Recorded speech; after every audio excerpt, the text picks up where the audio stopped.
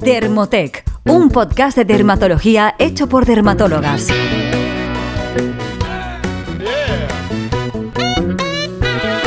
¿Has empezado a notar la piel más sensible de lo habitual de forma súbita? ¿Tienes problemas digestivos y no sabes si hay relación? ¿Utilizas productos para pieles sensibles pero sigues sin mejorar? Hola, es un placer que nos acompañes en este nuevo episodio del podcast de Dermotec, donde hablamos de dermatología, de estética y de cosmética. Hoy la doctora Sofía de Asís, que me acompaña, y yo, que soy la doctora Inés Escanda, y te respondemos a estas y a otras preguntas. Hola, Sofía. Hola, Inés, ¿qué tal? Muy bien. Muy bien, con ganas, ¿no? De este episodio, Sí, que es un tema que nos que estaban nunca... pidiendo. Sí, me lo estaban pidiendo mucho, esta típica frase de Instagram. No, o sea, de verdad, que nos lo estabais pidiendo. Esto es cierto, sí. Y también la verdad es que tenemos muchos pacientes, ¿no? Muchas pacientes, sobre todo, que con esta patología. Bueno, la verdad es que ya hemos hablado varias veces de rosácea. En concreto, en el episodio 31 hablábamos de consejos para controlar los brotes y, sobre todo, nuestro debut en el mundo del podcast, que fue hablar sobre este tema con Cristina Mitre. Pero bueno, hoy la verdad es que de aquello ha pasado un tiempo, así que nos hemos actualizado. Hemos actualizado también la información científica, no solo la parte más estética de nuestro podcast. Y bueno, es que hay mucho de lo que hablar de rosácea y podemos hacer muchos episodios, de hecho vamos a hacer varios. Y hoy en particular vamos a hablar de por qué aparece la rosácea, en qué consiste, la relación entre rosácea y ciertas alteraciones o patologías neurológicas, nuevos datos sobre la relación entre rosácea y microbiota intestinal o patología digestiva y qué cambios dietéticos pueden ser aconsejables en algunos pacientes con rosácea. Claro, en este episodio, como habéis escuchado a Sofía, pues nos vamos a dejar el tema del tratamiento porque eso es un episodio que haremos más adelante. Al final es mucho de lo que hablar y bueno, para no estar 2 horas haciendo un episodio, pues vamos a centrarnos en estos temas que ha mencionado Sofía. Entonces empezamos un poco por poner en contexto.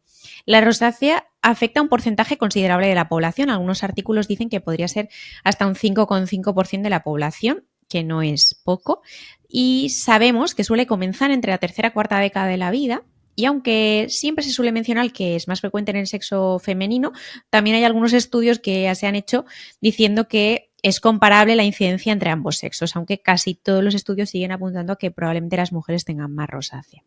Uh-huh. ¿Y qué aparece en la piel, ¿no? ¿Qué nos pasa cuando tenemos rosácea? El denominador común prácticamente en todos los pacientes es la rojez. Como sabéis todos los que nos escucháis, pero sobre todo se trata de eritema en las zonas centrales de la cara. Mejillas, nariz, a veces en la zona como central de la frente y también en el mentón, ¿vale? Parece como difícil a lo mejor de entender, pero muchos pacientes es que vienen y tienen pegotitos rojos, así mentón rojo, entrecejo rojo, mejillas rojas y bueno, aparte de esta rojez, de este eritema, muchos pacientes también tienen pápulas, que son los granitos rojos, pústulas, que es cuando hay ya una cabecita de pus, y muchísimos pacientes también telangiectasias. Además de la afectación de la piel, se calcula que en torno al 50% de los pacientes con rosácea van a tener afectación a nivel ocular, afectación en los ojos. Esta afectación ocular puede aparecer antes, a la vez que la rosácea en la piel o después, ¿vale? ¿Y qué síntomas tienen estos pacientes? Pues desde sensación de ojo seco, mayor sensibilidad a la luz, que es la fotofobia, picor y muchas veces también inflamación en las glandulitas que están en el borde de los párpados, además de telangiectasias también que se pueden ver en el párpado, en los párpados. Entonces, bueno, en estos casos sí que habitualmente lo que hacemos es que lo valore un oftalmólogo. Y otros cambios típicos de la rosácea, pero que son más infrecuentes y mucho más tardíos, son la aparición de áreas fimatosas, que son zonas de la piel muy engrosada, que tiene un aspecto como de piel de naranja, los poros se ven muy dilatados y se produce por una inflamación prolongada, mantenida en el tiempo, en estas áreas con una elevada densidad de glándulas sebáceas, como la nariz, el mentón y a veces el entrecejo. Y da lugar a esta fibrosis, a esta aparición de un tejido más atípico. Y al revés de lo que ha comentado Inés hasta ahora, que era más frecuente la rosácea en mujeres, la fimatosa es más habitual en varones. Sí, y es tardía, como tú dices, no es una cosa que nos encontremos desde el principio, aparece normalmente en varones mayores. Y bueno, ¿por qué pasa todo esto? Pues como casi todas las enfermedades, hay un origen multifactorial. La rosácea no tiene solo un origen. Entonces aquí intervienen factores genéticos, factores inmunológicos, infecciosos y ambientales. ¿Qué pasa con la genética? Pues hay estudios muy interesantes en los que hasta el 50% de los pacientes tiene un familiar afecto. Pero esto se lleva proponiendo desde hace mucho tiempo porque realmente se sabe que la mayor incidencia donde vemos más rosácea es la zona europea, ¿no? Y por eso la solemos ver mucho en pacientes con fototipos muy claros. Entonces son pacientes que tienen ascendencia norte-europea y por eso es no solo por la presencia de estudios genéticos que ya se han ido haciendo, pero también por esta herencia que conocíamos desde hace muchos años, se propone que haya una relación genética, pero de momento no sabemos cuáles son los genes exactos implicados. Parece que hay muchos. Y bueno, con respecto a la respuesta inmune, la teoría más aceptada es la combinación de disregulación inmune, es decir, este sistema que no funciona del todo bien, junto con alteraciones neurológicas y vasculares. Esta disregulación del sistema inmune favorece que haya una inflamación excesiva, es decir, que ciertos estímulos puedan desencadenar respuestas muy llamativas. Por ejemplo, la presencia de microorganismos como el ácaro de Modex, que está en la superficie de la piel de los pacientes con rosácea, los cambios de temperatura, el estrés, la radiación solar, el alcohol, el tabaco, ciertos alimentos. Todo esto que en condiciones normales no tiene por qué influir en el estado de la piel, no tiene por qué producir esta respuesta, si hay rosácea, pues de repente puede aparecer este empeoramiento significativo por esta alteración de la respuesta inmune. Y con respecto a la alteración neurológica, pues hay una alteración en las señales que hacen que estos estímulos, que en condiciones normales no deberían ser estímulos inflamatorios, sí que desencadenen respuestas y aumente la inflamación. Y bueno, dicho esto, también vamos a hablar un poco de la relación entre la rosácea y las alteraciones neurológicas. ¿De dónde surge esta asociación o esta relación? Quizá la relación se comenzó a investigar por la presencia de rosácea en pacientes con Parkinson y posteriormente se vio que los pacientes con rosácea parecía que sí que tenían mayor riesgo de desarrollar esta enfermedad neurológica. Pero luego se han ido viendo otras asociaciones, como por ejemplo la relación entre la rosácea y las cefaleas, las migrañas, que en muchas ocasiones también van a tener como estos desencadenantes en común, ¿no? Los detonadores o los triggers que has comentado tú, Inés. Y tanto la rosácea como la migraña se pueden desencadenar, por ejemplo, por estrés, muchas veces el sol intenso, hay pacientes que esa fotofobia les desencadena migrañas o cuando tienen migrañas empeora la fotofobia, ciertas comidas o bebidas, temperaturas extremas, todo esto que ha comentado Inés, pues también son desencadenantes de estas dos enfermedades. Y de entre los tipos de rosácea y los tipos de cefaleas, algún estudio ha sugerido que hay una relación en el caso de la migraña con el tipo de cefalea migraña con el tipo de rosácea eritematotelangiectásica, que es, digamos, la rosácea o el tipo de rosácea en la que hay una mayor rojez más o menos persistentes y en muchos casos lo que se ve, ¿no?, son la presencia de estas capilares dilatados o telangiectasias en las mejillas. Claro. Y luego, aparte de estas entidades neurológicas, también habría que mencionar las enfermedades psiquiátricas. Para empezar, la rosácea, por la afectación facial tan visible que va a ocasionar, pues se suele asociar a un peor bienestar emocional. De hecho, hay muchos estudios de calidad de vida también en rosácea que demuestran que esta enfermedad tiene un gran impacto emocional. Pero además de esto, se ha visto que existe un mayor riesgo de depresión, de ansiedad o de trastornos fóbicos y de forma bastante lógica, pues tras el tratamiento de la rosácea suelen disminuir parcialmente las tasas de estos trastornos depresivos y de fobia social, aunque también se ha propuesto que el eje intestino, cerebro, piel esté un poco implicado en todos estos trastornos. Sí, de hecho, cuando hablemos de tratamientos lo comentaremos más en profundidad, pero hay fármacos antidepresivos que se están utilizando para tratar ciertos síntomas dermatológicos de la rosácea y que luego también les mejora mucho algunos síntomas acompañantes o algunas patologías acompañantes asociadas que no tienen directamente que ver con la piel, pero estos antidepresivos parece que mejoran un poco el espectro de varias cosas en estos pacientes y mejoran mucho su calidad de vida. Pero bueno, esto lo dejamos para otro episodio, como hemos dicho. Más adelante. Sí. Entonces, si seguimos con este eje que ha comentado Inés, intestino, cerebro, piel, explicamos un poco qué sabemos de la relación que hay entre las alteraciones digestivas y la rosácea. Pues todo esto surge de grandes estudios poblacionales de grupos estamos hablando de más de 50.000 pacientes, en los que se vio que las tasas de patología digestiva como enfermedad celíaca, infección por Helicobacter pylori, enfermedad inflamatoria intestinal o SIBO, que ahora también está como todo el mundo habla del SIBO, eran más altas en pacientes con rosácea que en personas que no tenían esta patología cutánea.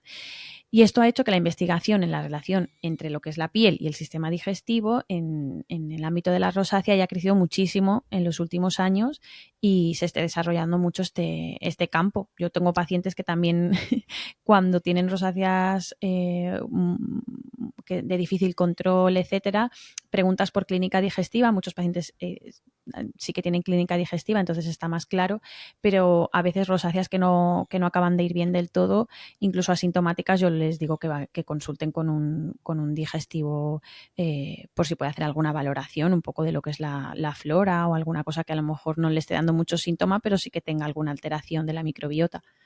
Sí, es una cosa, yo casi te diría que lo más frecuente a mí me ocurre al revés, y es que los pacientes me pregunten por ello de primeras. O sea, no, y ahora hablaremos un poco de eso, ¿no? Que va antes el huevo y la gallina, pero bueno, en este caso suelen ir un poco de la mano. Y los pacientes yo creo que ya empiezan a saber mucho que tiene relación y te preguntan un poco por las dos partes. Están más informados, sí. Sí, a mí sí me da esa sensación. Pero bueno, si nos centramos un poco en esta relación, la primera pregunta que nos podríamos hacer es si existen diferencias entre la microbiota digestiva de los pacientes con rosácea frente a los pacientes que no padecen esta enfermedad. Y por el momento, y hay que decir que no hay pocos estudios, hay bastantes y cada vez hay más, pero es verdad que son estudios un poco básicos de momento, o sea, no son estudios que de momento podamos aplicar mucho a la clínica, sino que están un poco más atrás como en el orden un poco hasta llegar a los pacientes, pues sabemos que parece existir cierta diversidad entre los microorganismos, pero no está claro qué familias predominan la rosácea, ya que los resultados de todos estos estudios no son del todo comparables, no todos los estudios dan los mismos resultados. Es decir, que probablemente sí que las personas con rosácea tengan unos grupos de microorganismos más prevalentes y en mayor número que las personas que no tienen rosácea, pero aún no se sabe exactamente cuáles y cuáles de esos hay que intentar modular para que mejore la rosácea. Y por otro lado, sí que se ha empezado a investigar el uso de probióticos en varios ensayos que comparan los tratamientos habituales, es decir, pues, los antibióticos, los retinoides, acompañados o no de probióticos. Y los resultados muestran que la tasa de recuperación es superior en los pacientes que, además de los tratamientos dermatológicos, también toman probióticos. Pero de nuevo estamos un poco, quizá en una fase un poco precoz de esta investigación como para poder decir qué probióticos pasa con... Siempre que hablamos de probióticos llegamos a la misma conclusión, ¿no? No sabemos qué bichos, no sabemos en cuánta cantidad, aún no está claro eso, ¿no? O sea, parece que todo esto hará un boom en algún momento cuando empiece a haber como una evidencia más clara y se pueda protocolizar todo, ¿no? Que nos gusta tener todo como muy protocolizado y tenerlo muy claro antes de dar una recomendación al paciente. Entonces, lo que decimos es, la microbiota de las personas con rosácea está alterada. Los probióticos podrían ser una estrategia de tratamiento, pero ¿podemos hacer recomendaciones generales? Pues lo que ha dicho en esto, realmente a día de hoy no. Los estudios como el que hemos mencionado demuestran resultados prometedores, pero lo que hemos dicho, la conclusión es, como siempre que hablamos de probióticos, que los resultados no son lo suficientemente uniformes, no tratan un número suficientemente grande de pacientes como para poder generalizarlo, ¿no? Claro, no esperéis la típica lista de os podéis comprar este producto de tal marca. No. Bueno, y si dejamos atrás la microbiota para centrarnos directamente en la patología digestiva más clásica, también se ha visto que entre los pacientes con rosácea hay una mayor prevalencia de la infección por el Helicobacter pylori, aunque no todos los estudios tampoco han mostrado los mismos resultados, pero parece que en personas con rosácea el riesgo es de 1,5 veces más que en personas sin rosácea. Y ocurre lo mismo con el SIBO, ya que 2 estudios distintos han demostrado un aumento de la frecuencia de esta entidad en personas con rosácea, aunque en otros trabajos tampoco se vieron los mismos resultados, pero parece que poco a poco todo va apuntando en esta misma dirección y desde luego mi experiencia es que algunos pacientes hasta que no se han tratado eso, la piel les había ido mejorando, pero no había estado todo lo bien que se esperaba con los tratamientos dermatológicos. Sí, o sea, yo creo que lo vamos a tener que asociar sí o sí, pero de momento no es tan fácil. Claro. Entonces, bueno, si pasamos ya al manejo dietético, o sea, ya hablamos de alimentos, aquí mucha gente va a pensar, vale, ya vamos a la piedra angular del manejo de la rosácea. No es así. No. O sea, como en todas las enfermedades, el estilo de vida influye mucho en la salud de la piel. Esto incluye alimentación, actividad física, estrés, consumo de tabaco, consumo de alcohol, la calidad del sueño. Todo esto va a influir mucho tanto en el empeoramiento de los síntomas como en el manejo de la enfermedad. Pero cuidando solamente el estilo de vida, ojo, y esto no es nada fácil, para mí es lo más difícil, cuidar el estilo de vida. Quizás es lo más complejo. Probablemente no vayamos a conseguir en la mayoría de casos una mejora completa de los síntomas. O sea, probablemente no, es que no la vamos a conseguir. Esto, no os equivoquéis, porque también hay mucha gente ahí fuera en redes diciendo es que si no te estresas y si comes bien y haces deporte y meditas, se te va la rosácea. Bueno, exacto. No, y hay gente que viene y dice, no, es que yo ya me he quitado el gluten, la lactosa, no sé qué, no sé cuántos, y es como... Y ya está, ya tendría que estar, pero no se ha ido. Aparte que se lo quitan sin un diagnóstico claro. Entonces yo muchas veces sí que les digo, si tú haces una prueba y con ciertos alimentos notas un empeoramiento, prueba a dejarlos durante una temporada larga a ver si realmente esa mejoría se mantiene, porque también la rosácea pues va a brotes y a lo mejor mejora si no estabas mejorando realmente por la retirada de eso. Entonces si durante un periodo largo has estado mejor, pues lo puedes asociar. Pero claro, es que es eso, solamente hacer cambios dietéticos y usar una cremita hidratante específica de rosácea no va a controlar en absoluto ciertos cuadros, sobre todo los más moderados a graves. Exacto. Y bueno, si seguimos con este tema de la alimentación, pues hay pocos datos de ensayos clínicos sobre qué comer y qué no comer en rosácea, aunque hay uno reciente en el que investigan una dieta rica en antioxidantes, es decir, una dieta que contiene muchos polifenoles, fitosteroles, lignanos, vitamina C, vitamina E, betacaroteno, zinc, hierro, cobre, manganeso y selenio. Esta dieta, que contenía muchos de estos antioxidantes, mejoró la calidad de vida de los pacientes con rosácea tratados con distintos cosméticos frente a los que no consumían estos antioxidantes. Es decir, el tratamiento tópico fue igual en los dos grupos, pero los que tenían una dieta más rica en antioxidantes mejoraron más. ¿Dónde encontramos todos estos antioxidantes? Que claro, hemos dicho palabras bastante complejas, pues los vamos a encontrar casi siempre en alimentos de origen vegetal. Los cereales integrales como la avena y el trigo, las semillas de girasol, de calabaza, de lino, el sésamo, los frutos secos, las verduras, la fruta, los huevos, las especias, el cacao, el té. Pues en definitiva, los alimentos que aquí todos los que nos escucháis sabéis que son saludables, ¿no? Porque si no tenéis rosácea realmente os interesa. Si también os viene bien. También os van a ayudar todos los antioxidantes realmente. Sí. Y pasamos ahora a lo contrario, ¿no? ¿Qué alimentos deberíamos evitar? Y aquí también decimos nuevamente que esto no es un dogma que la gente con rosácea deba seguir a rajatabla, pero sí lo que hemos comentado. Es interesante valorar si alguno de estos alimentos os afecta especialmente y probar a reducirlo para ver si el efecto beneficioso se produce y, sobre todo, si se mantiene. Entonces, aquí hemos dividido como en 4 grandes grupos. Por un lado, los alimentos relacionados con el calor, digamos, como serían las bebidas muy calientes, el café o el té. Luego están los que relacionados con el alcohol. Dentro de los desencadenantes más mencionados por los pacientes está el vino, que llega a producir brotes hasta en la mitad de los pacientes estudiados en una publicación científica, seguido de productos de alta graduación. Luego los relacionados con la capsaicina, que es una molécula presente en algunas especias o en pimientos picantes. En un trabajo hasta el 75% de los pacientes afirmaban tener brotes con el consumo de especias picantes y en menor medida con salsas picantes como el tabasco o con la pimienta de cayena o si consumían pimiento rojo. Pues que sepáis que el origen aquí es la capsaicina. Y luego los relacionados con el cinamaldehído, que es una molécula que podemos encontrar en diferentes alimentos como tomates, algunos cítricos, la canela o el chocolate. En este trabajo, los porcentajes en los que este alimento estaba relacionado con los brotes, por ejemplo, con el tomate fue en un 30% de los pacientes, ¿no? En un 30% de los pacientes el tomate les sentaba mal. Entonces, no van a ser todos, pero bueno, son ciertos consejos o una orientación que os damos para que podáis valorar si alguno de estos os altera y sepáis un poco por qué. Y lo que ocurre con todos estos grupos es que Todos ellos, por distintas vías neuronales, pueden provocar vasodilatación y empeorar los síntomas más típicos de la rosácea. Claro. Bueno, pues no ha estado mal, llegamos hasta aquí. Hemos hecho un repaso, yo creo que muy interesante, sobre novedades en el origen de la rosácea, su relación con el cerebro, con el intestino. Y os hemos dado algunas píldoras sobre dieta, pero como decíamos al principio, os prometemos una segunda parte con el tratamiento que creemos que os va a gustar mucho. Y además, para nuestros seguidores premium, también vamos a hacer un episodio claro y conciso sobre cosmética de la rosácea, así que no os perdáis nuestras novedades. Y recordad que podéis haceros suscriptores de nuestro podcast en Spotify o en cualquier otra plataforma que utilicéis a través de un link, y que además de hacernos muy felices, tendréis acceso a nuestras publicaciones premium, en las que analizamos los productos que nos gustan, los que no, y también comentamos las novedades que van viniendo. Exacto. Y además, si queréis vernos, sabéis que podéis ver nuestros episodios en vídeo podcast en YouTube. Los tenemos todos colgados. Y bueno, si os ha gustado ese episodio, nos vais a ayudar a seguir creciendo si nos valoráis en la plataforma donde nos estéis escuchando, si nos dejáis un comentario o si se lo enviáis a personas de vuestro entorno. Que tengáis una feliz semana y nos volvemos a escuchar en 15 días. Hasta luego.